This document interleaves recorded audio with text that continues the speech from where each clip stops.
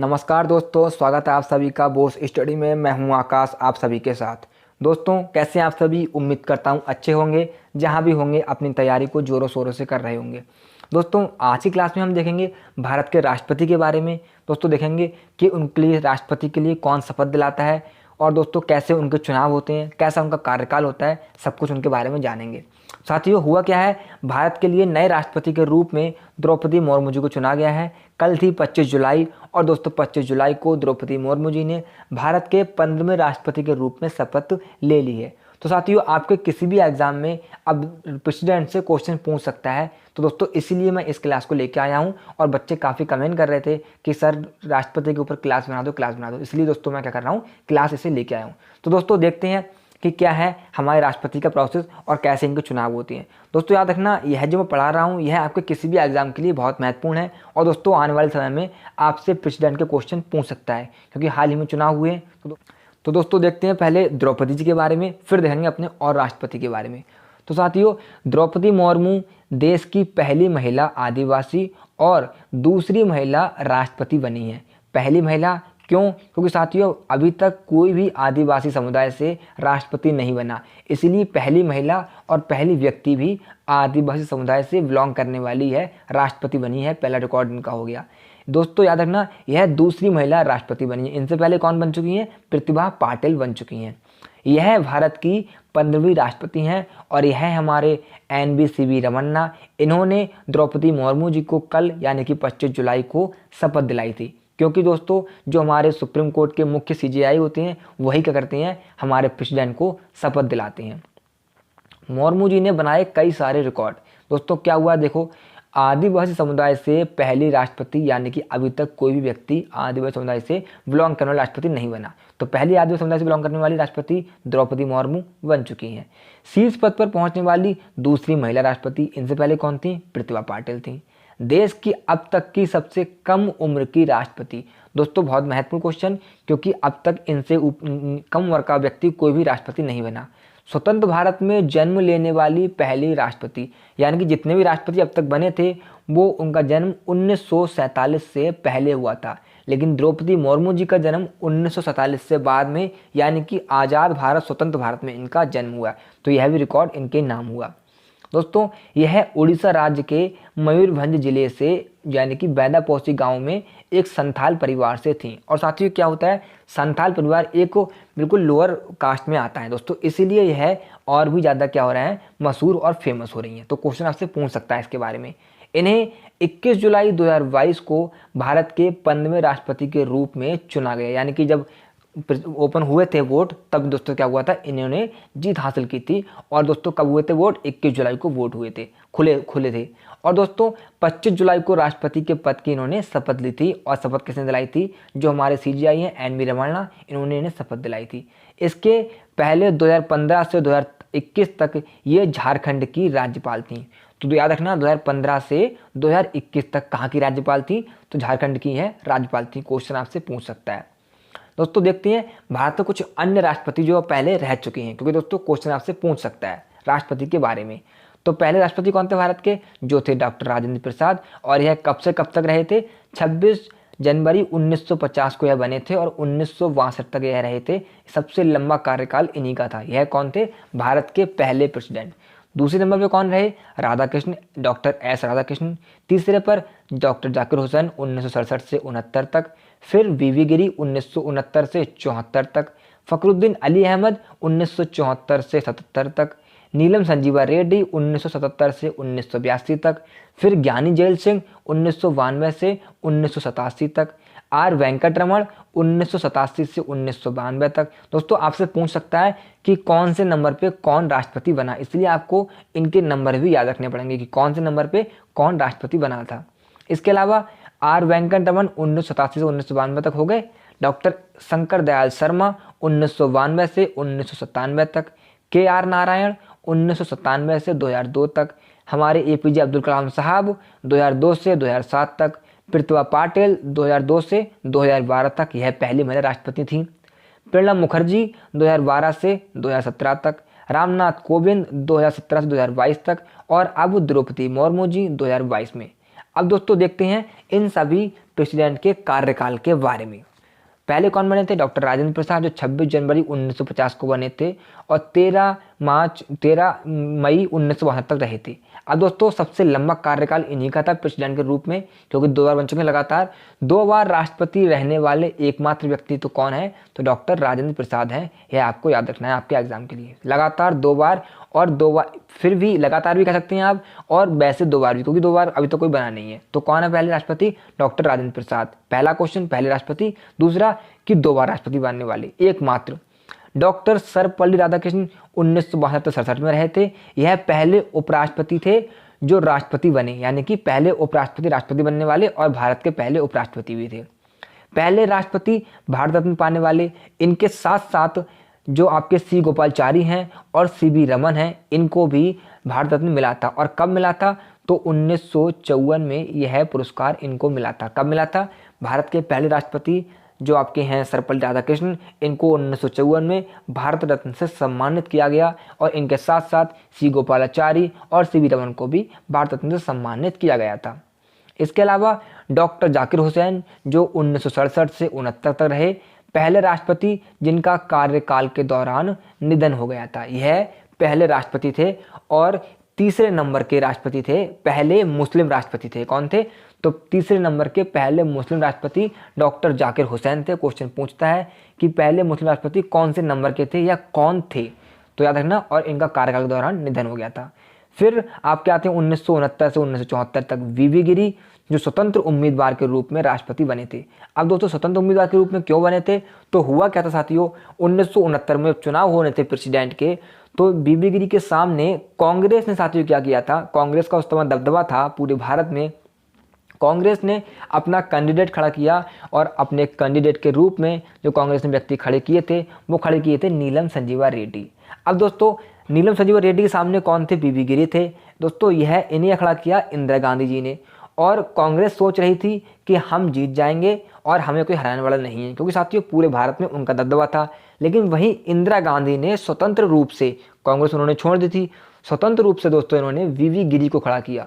और दोस्तों वक्त की बात ये हुई कि उस समय VV गिरी बहुत अच्छे बहुमत से जीते थे। इसलिए दोस्तों यह क्वेश्चन आपके इंपॉर्टेंट है। कौन है? VV गिरी 1969 से 74 तक रहे स्वतंत्र भारत उम्मीदवार के पहले राष्ट्रपति। इसके अलावा फखरुद्दीन अली अहमद 1974 से 1977 तक कार्यकाल के दौरान इनकी भी क्या हो गई थी? मृत्यु हो गई थी। फिर दोस्तों आते हैं आपके नीलम संजीवा रेड्डी, जो अगली बार आए थे। एक बार हार चुके थे, अब दोबारा से खड़े हुए और जीत गए 1977 से 1982 तक। साथियों वक्त की बात यह है कि उस समय तो ये हार गए थे, लेकिन जब दोबारा खड़े हुए तो यह एकमात्र निर्विरोध चुने जाने वाले राष्ट्रपति थे। निर्विरोध का मतलब साथियों ये हुआ कि इनके सामने कोई राष्ट्रपति खड़ा ही नहीं हुआ। जैसे कि मैं कहूँ कि जब कोई भी चुनाव होते हैं तो दो कैंडिडेट खड़े होते हैं, लेकिन साथियों जब ये खड़े हुए थे 1977 में, तो इनके सामने कोई और व्यक्ति खड़ा ही नहीं हुआ, तो ये निर्विरोध चुने गए। देख रहे हैं आप, पहले ये हार गए थे, लेकिन जब दोबारा खड़े हुए तो इन्हें कोई हराने वाला ही नहीं था, क्योंकि कोई सामने था ही नहीं। तो याद रखना नीलम संजीवा रेड्डी जो एकमात्र भारत के राष्ट्रपति जो निर्विरोध चुने गए। कब से कब तक रहे थे? 77 से 82 तक रहे थे। इसके अलावा साथियों ज्ञानी जेल सिंह जो 1982 से 87 तक रहे थे। यह पॉकेट वीटो का उपयोग करने वाले भारत के एकमात्र राष्ट्रपति हैं। कौन से हैं? एकमात्र राष्ट्रपति। दोस्तों हुआ क्या था, जो पॉकेट वीटो क्या होता है? पॉकेट वीटो राष्ट्रपति के पास दोस्तों एक पावर होती है कि दोस्तों अगर कोई भी विधेयक जाता है राष्ट्रपति के पास, तो वह उस पर साइन भी कर सकता है, उससे रोक भी सकता है, और उसे कुछ समय अपने पास भी रख सकता है। उससे दोस्तों जो उसे रोकने की क्षमता होती है, उसे हम कहते हैं पॉकेट वीटो। तो दोस्तों ज्ञानी जेल सिंह ने जो दोस्तों 1986 में एक विधेयक पारित हुआ था, डाकघर संशोधन विधेयक, इस पर ज्ञानी जेल सिंह ने कोई भी निर्णय नहीं लिया और उस विधेयक को अपने पास रखा। और उस समय 1986 में जो प्रधानमंत्री थे वो थे राजीव गांधी। तो भारत के एकमात्र राष्ट्रपति जिन्होंने पॉकेट वीटो का उपयोग किया वो कौन थे? ज्ञानी जेल सिंह।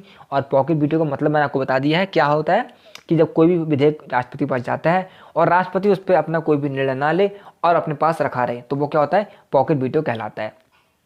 इसके अलावा साथियों APJ अब्दुल कलाम साहब जो 2002 से 2007 तक रहे, इन्हें हम किन के रूप में जानते हैं? मिसाइल मैन के रूप में जानते हैं, क्योंकि साथियों इन्होंने भारत के लिए बहुत ही सारे काम किए हैं और भारत के लिए मिसाइल भी दी। भारत के लिए एक दोस्तों परमाणु हथियार कंट्री कलाम साहब ने बनाए। इनका बहुत बड़ा योगदान रहा है हमारे कलाम साहब का। कब से कब तक रहे थे? 2002 से 2007 तक यह रहे थे। फिर आती हैं प्रतिभा पाटिल, जो भारत की पहली महिला राष्ट्रपति थी, 2007 से 2012 तक रही थी। कौन है यह?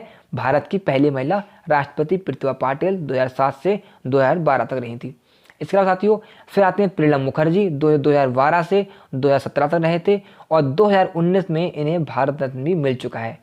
इनके साथ साथ भूपेन हजारिका और नानाजी देशमुख को भी भारत रत्न दिया गया था। साथियों 2019 के बाद से अभी तक 2022 आ चुकी है, लेकिन भारत रत्न नहीं दिए गए हैं कोरोना के कारण। इसीलिए आपके एग्जाम से यह क्वेश्चन इंपॉर्टेंट होता है कि दोस्तों 2019 में भारत रत्न किसे किसे दिया गया। तो कौन कौन थे? एक तो भारत के प्रेसिडेंट थे जो प्रणब मुखर्जी, उन्हें दिया गया था।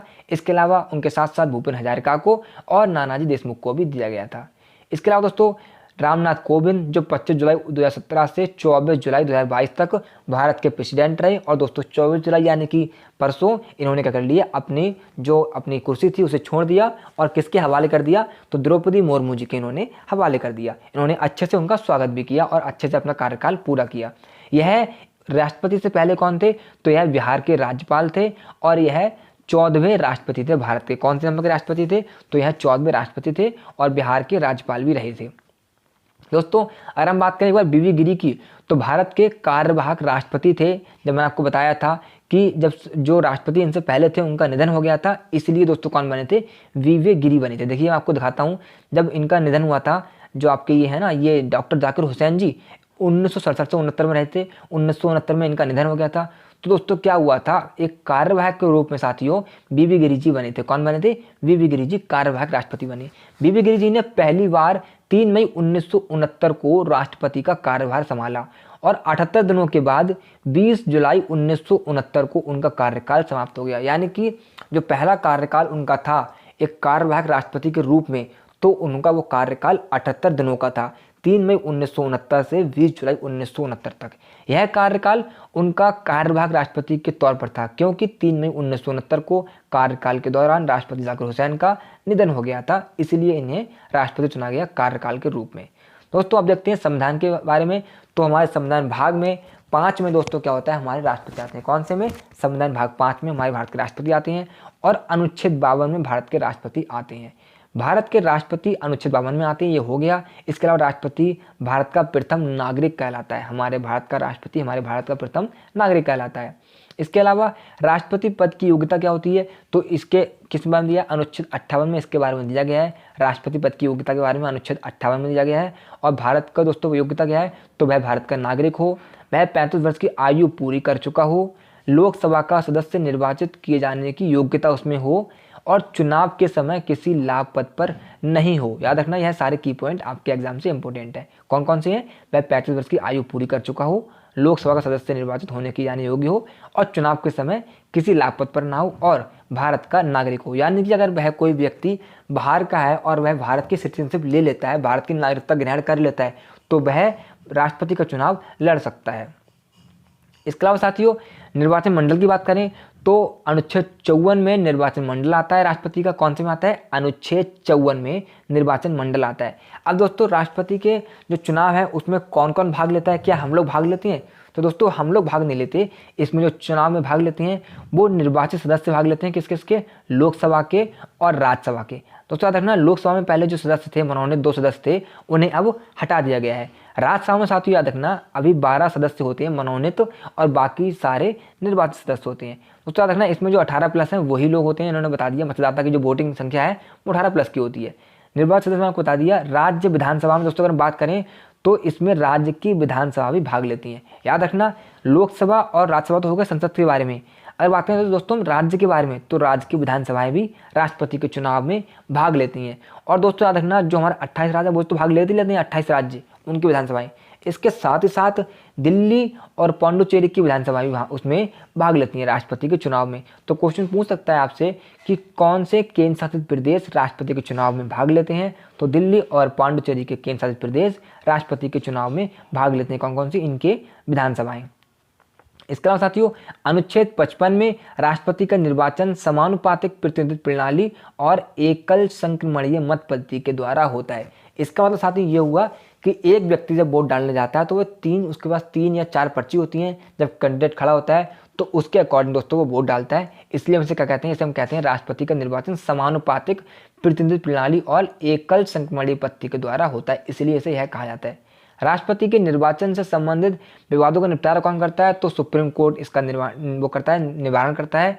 राष्ट्रपति को शपथ कौन दिलाता है दोस्तों, तो मैंने आपको बता दिया था अभी पहले कि भारत के जो मुख्य न्यायाधीश हैं यानी कि वो इनको शपथ दिलाते हैं। यानी कि अगर उनकी अनुपस्थिति में दोस्तों, अगर न्यायाधीश नहीं है मुख्य न्यायाधीश, उनकी अनुपस्थिति है, तो उनकी अनुपस्थिति में उच्चतम न्यायालय को वरिष्ठतम न्यायाधीश शपथ दिलाते हैं। जो उच्चतम न्यायालय का वरिष्ठतम न्यायाधीश होगा, उस समय उपस्थित होगा, वो उनको क्या करेंगे, शपथ दिलाएंगे दोस्तों। इसके अलावा अनुच्छेद 61 में राष्ट्रपति द्वारा संविधान के प्रावधानों के उल्लंघन पर संसद के किसी सदन द्वारा उस पर महाभियोग लगाया जा सकता है। जो राष्ट्रपति होंगे उन पर क्या होता है, महाभियोग भी चलाया जा सकता है। परंतु इसके लिए आवश्यक है कि राष्ट्रपति को 14 दिन की पहले लिखित सूचना दी जाएगी।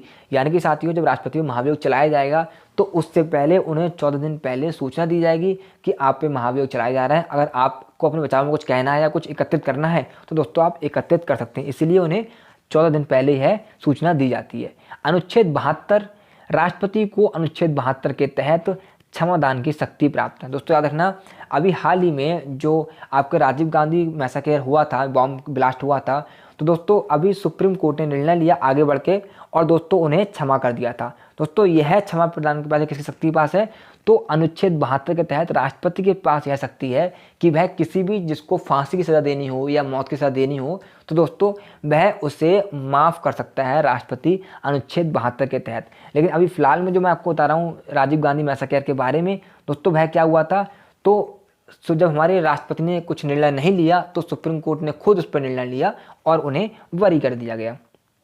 तो दोस्तों यहाँ हमारी क्लास कंप्लीट होती है राष्ट्रपति के बारे में। दोस्तों आप बताइए कमेंट करके कि कैसी क्लास लगी आपको, और दोस्तों क्लास को एक बार शेयर कर दीजिए अपने दोस्तों के साथ जिससे वो भी क्लास को देख सकें, और दोस्तों क्लास को लाइक कर दीजिए और क्लास को सब्सक्राइब कर दीजिए जिन्होंने सब्सक्राइब नहीं किया है। साथियों अभी कुछ ही देर में मैं आपको इसके क्वेश्चन भी लाऊंगा, राष्ट्रपति से जितने भी क्वेश्चन बन सकते हैं मैं सारे क्वेश्चन लाऊंगा जिससे आपको वो और भी हेल्पफुल हो जाएंगे।